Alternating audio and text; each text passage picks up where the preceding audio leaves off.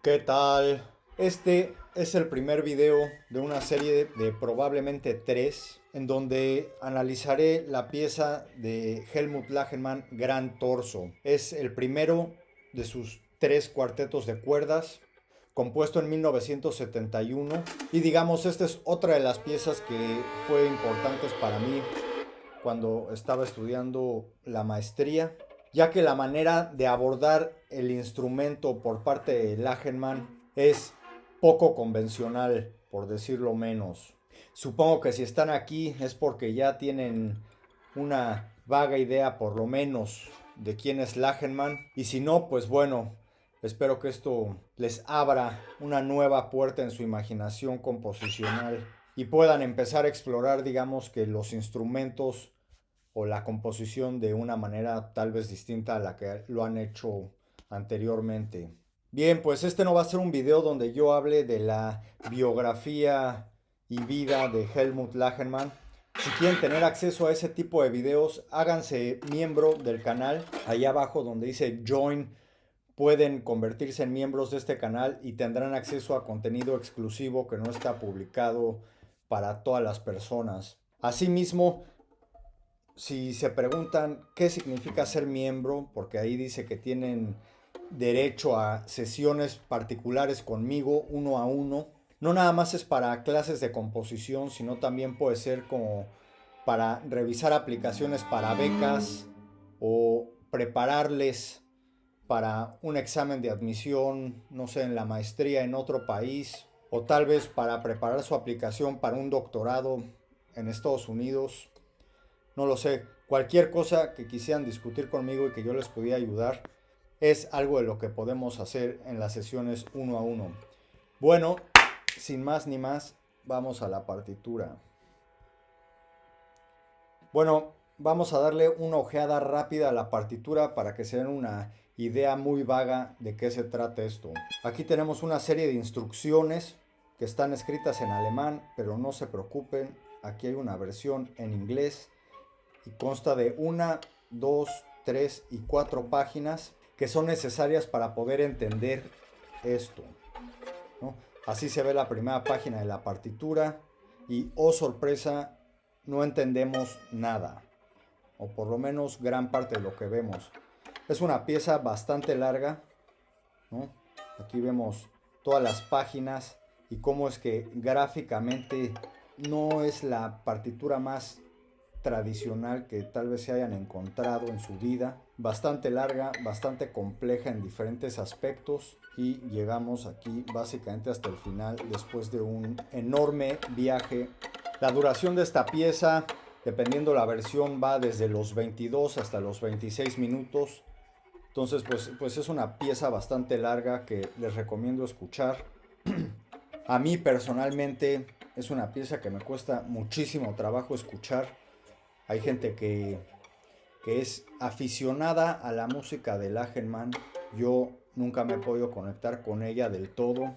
La aprecio, la respeto muchísimo, pero por lo menos este tipo de música de Lachenmann no, no hace una conexión directa con mi alma, por así decirlo. Sin embargo, es una gran pieza de la que se puede aprender muchísimas cosas. Entonces, como lo comenté anteriormente, pues esto es bastante complicado y no es una pieza que se puede leer sin previamente haber leído las instrucciones. Entonces vamos a ver las instrucciones, vamos a darles una mirada general a todas ellas, nos vamos a concentrar en una parte específica, después vendremos a la pieza y veremos solamente algunos detalles. Un problema de esta partitura es que está en alemán, todo el texto que está en la partitura está en alemán, así que eso ya lo hace un poco complicado si no hablan el idioma. Lo bueno es que las explicaciones de la notación y las técnicas instrumentales están en inglés también. Bueno, entonces antes de ir a la partitura, vamos a hacer una pequeña visión general de las indicaciones que hay aquí, de los temas. Si este video tiene cierto éxito, tal vez continúe sistemáticamente yendo a través de todas las instrucciones y tal vez algunos de esos videos estén solamente para los miembros suscritos, ya veremos. Pero bueno, aquí tenemos cómo están afinadas las cuerdas. Ya hablaremos de eso. Vemos que aquí dice claves, clefs, y que aparecen unos símbolos bastante peculiares, si es que no están familiarizados con estos. Después aquí hace referencia a técnicas de la mano izquierda, ya sea muteados o parados, stopeados. Aquí hay acciones para la mano derecha, o sea, la mano que lleva el arco, la mano izquierda es la que toca en el diapasón. Todo esto es básicamente para la mano derecha. Aquí vienen otras acciones con el arco y aquí una sección relativamente grande para diferentes tipos de pizzicato. Si creían que el pizzicato se acababa con el pizzicato Bartók, pues bueno, aquí hay una serie de pizzicatos que tal vez no necesariamente conozcan. Ahora vamos a la afinación y este texto. Bueno, una de las primeras cosas interesantes es el hecho de que las cuerdas están afinadas de manera diferente a como tradicionalmente se afinan estos instrumentos. Aquí al lado de cada instrumento vemos su afinación original, o sea, los violines se afinan de la cuerda más grave a la más aguda, sol, re, la, mi, mientras la viola y el violonchelo se afinan do, sol, re y la, ¿no? Aquí vemos que el mi está desviado medio tono hacia abajo, el la un tono hacia abajo completo, el re permanece y el sol está desviado hacia este mi que está una tercera menor más abajo que este sol. Para no perder tanto tiempo, simplemente ustedes pueden hacer un screenshot aquí y ver cómo es que esto desvía de lo original, ¿no? Lo importante aquí, además de ver esto, es que en este texto dice que los tonos que están escritos en la partitura no indican el resultado audible necesariamente de los tonos que se van a digitar, con excepción de los armónicos naturales que entre paréntesis tienen el resultado sonoro. Bueno, y esto se debe a que los instrumentistas ya tienen un mapa del diapasón, el cual es muy natural, y como aquí hay escordatura, o sea que están afinadas las cuerdas diferente, lo que van a hacer es en ese mapa mental que tienen del diapasón, es básicamente tocar la nota que esté escrita, que podría ser, por ejemplo, un sol, ¿no? Podría Lachenmann pudo haber escrito un sol aquí, pero lo que va a escuchar en realidad va a ser este mi. Y eso es para que no haya demasiada complicación y que el instrumentista tenga que crear un nuevo mapa del diapasón. Si ustedes tocan guitarra o están familiarizados con un instrumento con diapasón, entenderán que es suficientemente complicado tener el mapa mental de las notas en un diapasón, ¿no? Entonces, esencialmente aquí algunas de las cuerdas están transportadas, como podría ser un clarinete, donde lo que se escribe no es lo que suena. Bueno, ahora vamos a esta parte de las claves y tal vez estén diciendo en su cabeza, oh, jamás había visto este tipo de claves. Que no, las claves eran la clave de sol, la de fa y la de do en tercera. Bueno, pues digamos que estas claves, por así decirlo, representan gráficamente una parte del violín y es, digamos, el cordal, por así decirlo, del violín, donde las cuerdas se fijan, el puente y el diapasón. Esto lo presenta así porque a diferencia de muchas piezas más tradicionales, donde la persona que ejecuta el violín toca prácticamente en la posición ordinaria, que más o menos sería esta parte entre el puente y el diapasón. En esta pieza, Lachenmann en ocasiones pide que se toque en esta parte, en esta parte, en esta parte o en esta parte, cualquiera de todas esas partes, o que transite de una parte hacia otra, moviendo el arco en un eje distinto al, digamos, perpendicular, sino también paralelo a las cuerdas. Y si se suman esas dos acciones, pues bueno, puede ser una especie de curva que va de un lugar a otro, ¿no? Entonces, dependiendo de la sección específica donde todo eso esté sucediendo, Lagerman nada más muestra fragmentos de este diagrama, ¿no? Aquí más cerca del diapasón, aquí más cerca del puente. Aquí tenemos la clave de las cuerdas y esto básicamente es un zoom in a la sección que se encuentra por detrás del puente, es decir, esta sección donde generalmente en música tradicional no se ejecuta ningún movimiento. Entonces aquí, a manera de tablatura, indica estas cuerdas 1, 2, 3 y 4. Después me voy a saltar todo esto porque para los propósitos de este video en específico no tiene mayor relevancia. Y vamos a ir aquí donde dice acciones para la mano derecha, donde más o menos explican lo que acabo de explicar de cómo es que aquí el arco no necesariamente se mueve perpendicular con respecto a las cuerdas, sino también puede ser en ángulos de diferentes tipos, como aquí está indicado, o bien otro tipo de movimientos como circulares, en 8, etcétera, etcétera. Eso en la partitura se ve más o menos de esta manera. Esto ya sabrán, indica de la punta al talón y esto movimiento opuesto, o sea, del talón hacia la punta. Para muchos de ustedes todo esto es información evidente, pero para muchos no. Entonces, pues tengo que balancear un poco el nivel, ya que la audiencia es bastante heterogénea. Aquí continuamos viendo otro tipo de combinaciones que se pueden hacer con la mano derecha al arquear el violín. Y ahora me saltaré hasta otro punto, pressed bowing. Esto significa que con el talón del arco, el instrumentista ha de ejecutar la mayor cantidad de presión posible, así produciendo un sonido mucho más cercano al ruido que a un tono, digamos, puro, por así decirlo. Una especie de, ¿no? Con, ya sea de manera continua o bien rítmica. Todo esto es relevante para lo que voy a explicar en la partitura, a donde ahora vamos a ir a continuación. Bueno, y si vieron los videos anteriores donde hablo de la música de Ferneyhough, donde la partitura puede ser abrumadora por el tipo de notación y la cantidad de información, pues esta partitura desde otro punto de vista también lo puede ser. A grandes rasgos vemos que en algunas partes hay pentagramas, como aquí y aquí, y en otras pues no los hay, ¿no? Como aquí, aquí o casi toda la primera sección vemos que la presencia de pentagramas es menor. Entonces vamos paso por paso. Entonces, bueno, el tempo, circa 56. Muchas personas preferirían haber escrito 60. Yo personalmente soy de las personas que prefieren escribir justo lo que necesito. Si es 57.231, entonces eso. Si se considera un tempo utópico, bueno, pues 60 también lo es. Después, vemos aquí que tenemos los tipos de compases, ¿no? Un cuarto, cuatro cuartos, seis cuartos, cuatro cuartos, etcétera. Generalmente están escritos en cada instrumento y no hasta arriba del compás, al menos que sean Pierre Boulez o sus seguidores.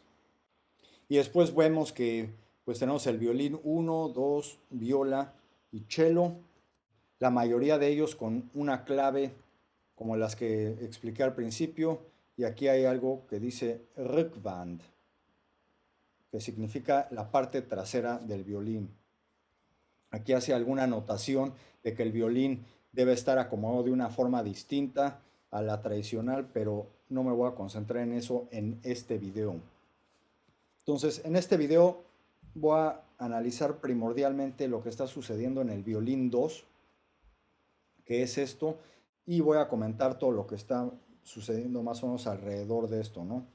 Entonces, para simplificar esto, ya tenía en el horno otra partitura que simplifica desde mi punto de vista cómo es que percibimos el análisis de esta pieza.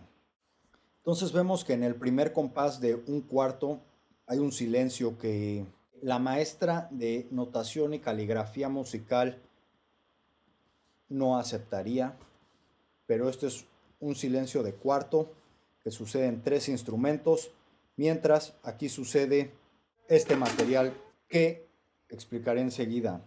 Vamos de lo fácil a lo complicado. Entonces, ¿qué es lo más fácil que se puede ver aquí? Bueno, pues el material del segundo violín. Vemos que tenemos aquí un pentagrama, clave de sol, muy bonito, muy sencillito. Y vemos que es 4 cuartos. Entonces vamos a identificar dónde están estos cuartos y cómo es que no es tan fácil de hacerlo. Aquí vemos que tenemos un cuarto con 2 puntos. Digamos que para que fuera esto una mitad necesitaría un silencio de 16avo y uno podría pensar que esto corresponde a esto y ya tenemos las dos mitades y que esto es la segunda mitad. Bueno, pues eso sería un error. En realidad la segunda mitad del compás empieza en este punto y la primera mitad del compás no empieza aquí. La primera mitad del compás empieza en este punto, donde tenemos 2/32 que en suma hacen un 16avo. Este ritmo, digamos, es complementario para crear la mitad restante de la primera mitad del compás de 4 cuartos. Aquí tenemos la segunda mitad, ¿no? Dividida en dos voces. Aquí vemos que hay 4 P's flanqueadas por paréntesis. Todos los elementos gráficos que vemos en una partitura generalmente cargan un tipo de información. Aquí vemos que hay una P y aquí vemos que hay las 4 P's entre paréntesis. Entonces, lo que quiere decir Lagerman con esto es que esto está ejecutado por la mano izquierda y esto por la mano derecha, como ya lo habíamos visto en las instrucciones, y el intérprete debe de digitar esta nota de manera pianísima, o sea que cuando digite la nota no se escuche la digitación. O sea, si escuchan la pieza verán que esto es una música de un volumen extremadamente bajo, entonces cada sonido es importante y el poner la mano sobre las cuerdas y digitarlas produce un sonido que Lagerman quiere evitarse. Entonces por eso le pone 4 P's. Mientras tanto, la mano derecha está ejecutando el arco con una P. Entonces, bueno, ¿cómo funciona esto? Enseguida voy a explicar esta parte. Pues está bastante difícil explicar toda esta música, pero bueno, a ver qué hacemos. Entonces, en una partitura tradicional, el instrumentista vería el si bemol, lo digitaría y tocaría en el arco sin preocuparse demasiado qué está haciendo el arco, ¿no? Aquí lo que tiene que hacer es digitar el si bemol, cuyo sonido va a ser modificado por la manera en que está arqueado, ¿no? Entonces, por ejemplo, si extendemos una línea horizontal hasta este punto, vemos que el instrumentista tiene que comenzar arqueando aquí y mientras pasa el tiempo, tiene que ir cambiando de posición del arco hasta este punto donde llega al puente, ¿no? Entonces, el timbre de esta nota va cambiando, en lugar de que solo sea un si bemol, ta, va a cambiar el timbre, ta, y eso será resultado de la manera en que está haciendo el arqueo, ¿no? Después, en este punto, a la mitad del compás, vemos que se agrega la cuarta cuerda, entonces esto se digita en la tercera cuerda y se agrega una segunda voz, por lo cual también agrega una segunda línea, indicando gráficamente que ahora va a mover el arco sobre 2 cuerdas, frotando 2 cuerdas simultáneamente. Aquí dice Akzente nur durch Bogendruck. Eso significa acentos solamente con la presión de arco. Aquí están los acentos y los acentos se pueden generar de maneras distintas. Una de las maneras sería cambiando la dirección del arco, o sea, si venimos para abajo y cambiamos la dirección, ahí se puede crear un acento. Y la otra es simplemente cambiando la presión con la que se está arqueando en una sola dirección. Podríamos empezar desde el talón hacia la punta con una presión leve, por así decirlo, y cada vez que hay un acento, incrementar la presión sin cambiar la dirección del arqueo. Entonces eso es lo que está pidiendo aquí. ¿Por qué? Porque tiene un timbre diferente. Y esta pieza, bueno, pues mucho de lo que se está tratando aquí es del timbre. Aquí vemos que tiene dos Fs entre comillas, ¿no? En alemán las comillas se escriben al principio abajo y al final arriba, no como en el español o el inglés donde ambas van arriba. Y eso significa que la acción física que se esté ejecutando con el arco tiene que contener un alto grado energético, pero que el volumen del sonido reproducido no está representado en la dinámica. Por ejemplo, si yo me rasguño aquí con todas mis fuerzas, el sonido pues no va a ser fortísimo, piano o mezzopiano o dos P's, pero no fortísimo. Sin embargo, yo puedo utilizar toda mi fuerza para rascarme que el sonido no va a ser más fuerte. Entonces, una cosa es el resultado de la acción física y otra cosa es la acción física. Entonces, aquí la idea es que diferentes acciones físicas pueden tener resultados sonoros diferentes dependiendo de la naturaleza de la materia que se esté ya sea percutiendo o frotando, etcétera. Si yo tengo un gong enorme y le dejo caer una canica a una distancia muy corta, el sonido va a ser bastante fuerte aunque yo no haya aventado la canica, ¿no? En cambio, como les dije, si me rasco con todas mis fuerzas, el sonido no es tan fuerte. Bueno, básicamente a eso se refiere cuando está entre comillas la dinámica. Entonces, bueno, los acentos se van a hacer con este ritmo esencialmente y en este punto la tercera cuerda deja de estar presente, la cuarta continúa durante todo el compás. Aquí vemos lo que erróneamente le llaman una redonda. En este caso parece más un rombo que un óvalo. Entonces, pues en realidad es que pocas veces es redonda. Es una unidad, así se le llama técnicamente, y permanece durante todo el compás. Al final del compás se agrega una segunda voz en la tercera cuerda. Entonces, básicamente lo que está sucediendo en toda la parte verde es un juego entre la mano izquierda y la mano derecha, donde el timbre se ve afectado por los movimientos del arqueo. No puedo explicar todo a ese nivel de detalle porque me llevaría horas, pero digamos que si describimos este tipo de sonido utilizando adjetivos, podríamos decir que es un sonido en un espectro entre un sonido, no sé, tal vez disonante, agresivo, lleno de ruido, fuerte, y el otro lado un sonido ligero, suave, piano. Pues esto estaría más cerca de este lado del espectro que del otro. Ahora bien, si vemos el material que aquí indiqué con amarillo, vemos que aquí tiene dos Fs, o sea que el volumen sí será bastante fuerte, y aquí nada más tiene una F entre comillas. Sin embargo, si regresamos a las instrucciones, como lo mencioné anteriormente, esta técnica lo que produce es ruido. Entonces, en contraste con este material, esto se encontraría más del otro lado del espectro. Un sonido, en inglés dirían harsh, ¿no? Como rasposo, complejo en términos de espectro. Y digamos que estas acciones son acciones que produce con el arco muteando las cuerdas, ya lo explicaré en otro video, ¿no? Pero muteando las cuerdas, entonces suena como unos escobazos, como con diferentes características tímbricas, ¿no?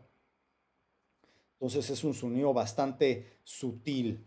Si vemos, digamos que toda la página, podemos ver que a partir de este punto hay un material un poco diferente. Entonces, en palabras de mi querido maestro Roger Reynolds o Roger Reynolds, podríamos considerar esto como una unidad significativa, una unidad con significado o unit of meaning.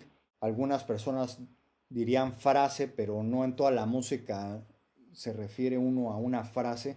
Podría ser un gesto, una unidad con significado, podría ser un par de acordes, no necesariamente una frase, o sea, hay diferentes, ¿no?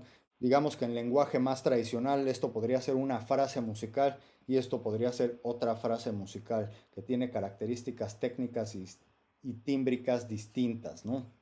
Y bueno, ya una vez que identificamos más o menos los distintos tipos de materiales, cuáles están relacionados, cuáles son diferentes, pues hay que hacerse preguntas que tal vez son menos evidentes y que no necesariamente están en la partitura, ¿no? Porque pues todo esto no necesitan a alguien que se los cuente, ustedes pueden ir a verlo ahí y es evidente porque pues está escrito aquí. Lo único que falta es tener ganas de leerlo. Lo que sí no está en la partitura y que ya más bien es una especulación basado también en conocimiento que pues tengo de Lachenmann. Para Lachenmann todo esto es una filosofía del sonido. Les dejo abajo el link a este libro que es Música como experiencia existencial, donde a través de muchos años y diferentes textos explica su entendimiento del sonido y en ocasiones cómo es que este se relaciona a la música tonal. Se preguntarán, después de haber escuchado esto, ¿y qué tiene todo esto que ver con la música tonal? Y bueno, como diría Schoenberg, todas las piezas de música son una cadencia. Y digamos que eso para mí es más interesante que solamente analizar técnicamente lo que está pasando, ¿no? Entonces, y bueno, antes de continuar, quisiera pasar a esta parte donde explico qué significa que yo mismo patrocine estos videos. Bueno, pues hacer estos videos requiere de una cantidad importante de tiempo. O sea, es un tiempo importante el que no es remunerado. O sea, como pueden ver aquí, en los últimos 7 años he ganado $9.29 que mi mamá me donó. Así que no me estoy volviendo millonario. No estoy haciendo esto por el dinero, pero sí me ayudaría, ¿no? Para eso pueden ir a algún video y poner aquí en Join. Van a ver que hay 5 maneras diferentes de volverse miembros de este canal, desde $3 hasta $100 al mes, que incluye sesiones privadas conmigo. Y si ustedes no pueden unirse de esta manera económica, pueden ayudar también dándome un like. Eso sí ayuda al algoritmo del ritmo a que más gente tenga acceso a este video, compartiendo el video, suscribiéndose al canal y hablando del canal con gente que le pudiera interesar este video. Entonces, por favor, ayúdenme de alguna u otra manera, se los agradeceré. Bueno, regresamos.